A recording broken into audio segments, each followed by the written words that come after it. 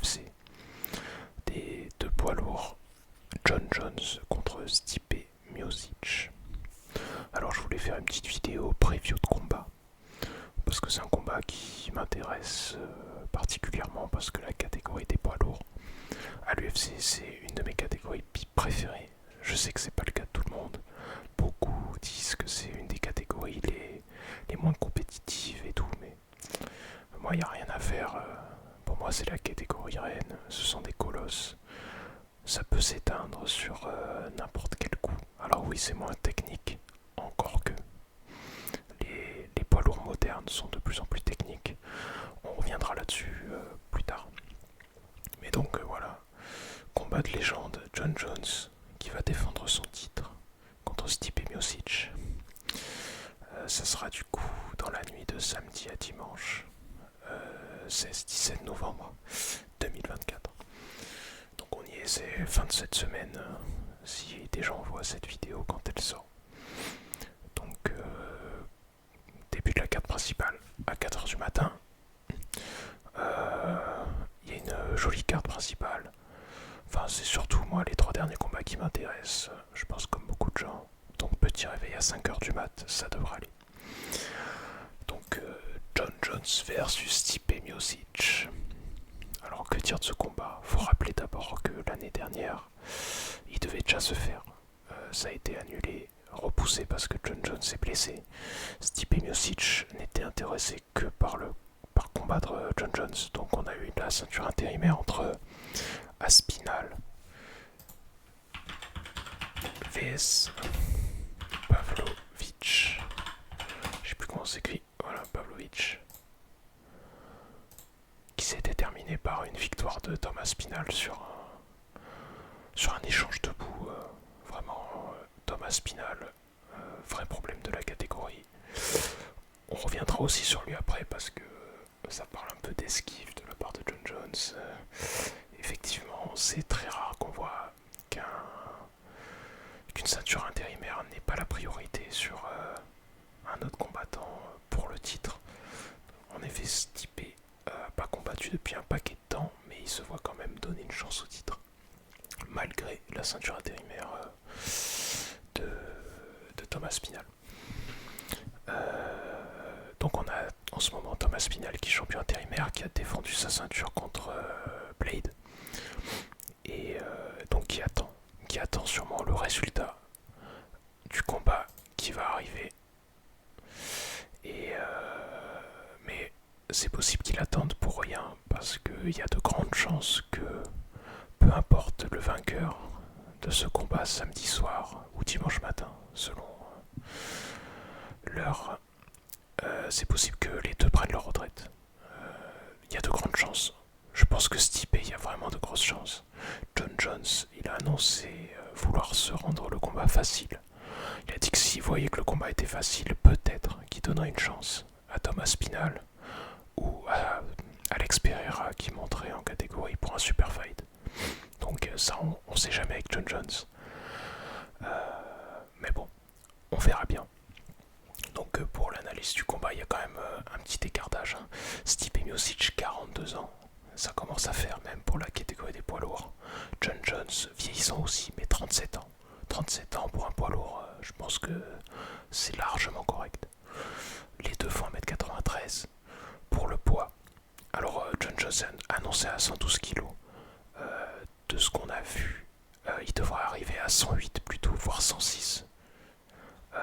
Donc il va être beaucoup plus léger que contre Cyril Gane. Il y a beaucoup d'analystes qui pensent que s'il arrive plus léger, c'est qu'il va vouloir combattre debout. Et que quand il avait pris du poids face à Cyril, c'était pour être sûr de l'amener au sol parce qu'il était sûr de gagner dans ce domaine.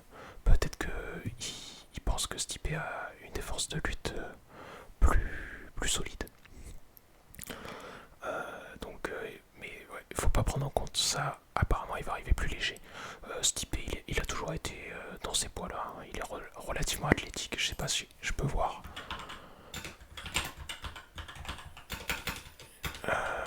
Il n'y a pas une photo. Je crois que c'est dans UFC Embedded.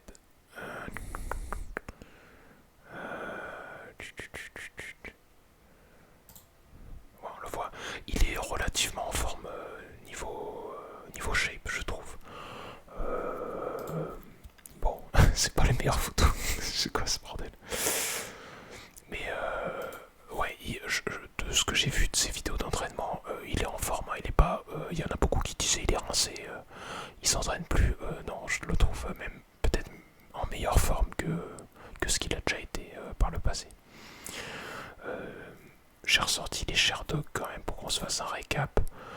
En poids lourd, Jones, il a affronté que Cyril Gane, donc il a passé 2 minutes dans la cage. Sinon, son dernier combat, ça remonte à 2020. Pour Stipe, son dernier combat, c'est en 2021 face à Francis Ngannou, la revanche. Un KO vraiment catastrophique. Hein. Il se prend. Ils disent ouais, left hook, et en plus, il prend un super nécessaire, pardon. J'ai tapé le micro, un super nécessaire dans la tronche alors qu'il est déjà KO. C'est vraiment dramatique le KO qu'il s'est pris. Et depuis, il n'a plus combattu. Donc en fait, en vrai, hein, beaucoup disent qu'il y a un écart au niveau de l'activité, mais 2 minutes de Jones en 2023, j'appelle pas ça de l'activité, quoi. Donc on est relativement sur le même temps d'absence. Hein. 2021 et 2020, parce que voilà, les 2 minutes contre Cyril, c'était pas non plus un truc de fou, quoi. Donc pour ce qui est de l'activité, moi je suis moins one-sided. Pour moi ça se vaut, même si on sait que Jones c'est vraiment un acharné de travail, donc c'est sûr qu'il a préparé le camp comme il se doit. Là où j'avais un petit peu peur pour Stipe pour le premier combat, mais comme il y a eu un cancel, ça veut dire que le camp s'est étendu sur un an de plus, donc moi je suis persuadé que Stipe va arriver en bonne forme, hein, qui prend très au sérieux le combat, même s'il vient aussi pour le chèque, mais pour moi il va donner une opposition. Beaucoup pensent que Jones va lui rouler dessus. Bon, effectivement, il est largement favori. Les bookmakers, je crois qu'ils donnent une cote à 1,10. Donc vraiment, c'est terrifiant, quoi. Personne ne voit Stipe gagner. Moi, je dis attention. Voilà, je suis souvent pour l'underdog personnellement parce que bon, c'est plus marrant de supporter celui contre qui tout le monde est. Mais bon, après il y a beaucoup de gens qui veulent voir Jones perdre aussi pour ses frasques extra sportives. Mais bon, moi je vois pas le combat aller au sol, honnêtement. Jones qui arrive beaucoup plus léger que contre Cyril, il va vouloir faire du full MMA et moi je pense qu'on peut s'attendre à un KO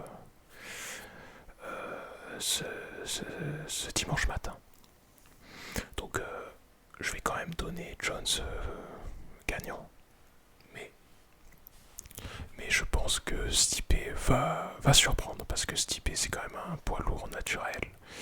Il a toujours été en poids lourd. Jones, il a fait qu'un combat contre Cyril avec un match-up très avantageux. On rappelle que Cyril, vraiment, c'était pas son fort le sol. Donc c'était un match-up super avantageux pour lui. Là, Stipe, il est peut-être un peu plus complet. Je pense qu'on va avoir un fight. En tout cas, j'espère. Beaucoup disent que c'est un combat de retraité. C'est pas faux. mais c'est quand même deux légendes. C'est peut-être la dernière fois qu'on les voit dans la cage. Donc, allez, je vais donner mon prono. On va dire que le cœur dit Stipe. Le cœur dit Stipe. Quelque chose comme TKO au troisième round. Mais la raison me dit que Jones va l'emporter sur un coup vicieux, genre un coup de coude ou un truc comme ça. Et je vois pas le combat aller jusqu'à la limite. Mais bon, je suis très mauvais en prono. Si c'est une décision, ne m'en voulez pas. Voilà, pour ce qui est de la suite, donc on sait qu'Aspinal attend Jones notamment. Bon,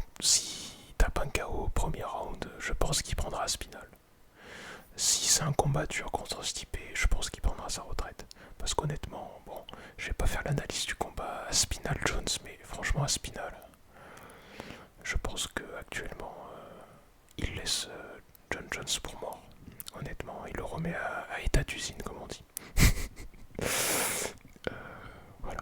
Mais bon, ça, on n'y est pas encore. Si les deux prennent leur retraite, peu importe le gagnant, donc la ceinture sera remise en jeu et ça pourrait peut-être positionner Cyril pour une nouvelle tentative après avoir laminé Volkov, parce que je suis sûr qu'il va le laminer. Et donc à ce moment-là, peut-être qu'il aura sa chance contre Aspinal qui... Alors je sais pas si la ceinture est vacante, est-ce que l'intérimaire devient champ automatiquement? Je pense. Donc ça sera pas une ceinture vacante, ce sera pour le titre tout simplement. On verra bien en tout cas. J'ai hâte de voir le combat. Vraiment, je suis assez hype. Surtout, comme j'ai dit, on a une super carte. Notamment Bonical Paul Craig. C'est un match-up qui m'intéresse beaucoup. J'ai envie de voir le sol de Bonical. Il a une grosse lutte. Est-ce que son sol il est au niveau d'un Paul Craig qui est un expert en JJB?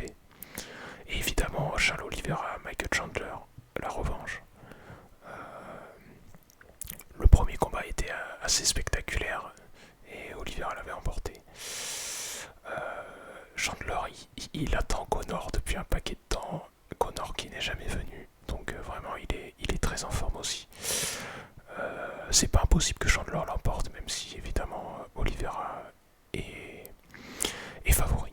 Et aussi pour Bonical Paul Craig, j'ai pas pensé à donner mon prono, mais je pense que Bonical va l'emporter quand même. Et s'il l'emporte facilement, ça va devenir un sérieux contender pour la ceinture des 84. Voilà. En tout cas, j'espère que la vidéo vous aura plu. Je parlerai encore sûrement de MMA sur la chaîne. Peut-être je débrieferai ce combat. Peut-être on parlera de prochains combats. La prochaine fois, j'essaierai de faire quelque chose d'un petit peu plus préparé. Mais là, j'avais juste envie d'un peu en parler. Et moi, je sais que des fois, j'aimerais bien avoir du contenu MMA en ASMR avant de m'endormir. Donc, bon. J'espère que ça plaira à certains. En tout cas, merci d'avoir écouté. Et je vous souhaite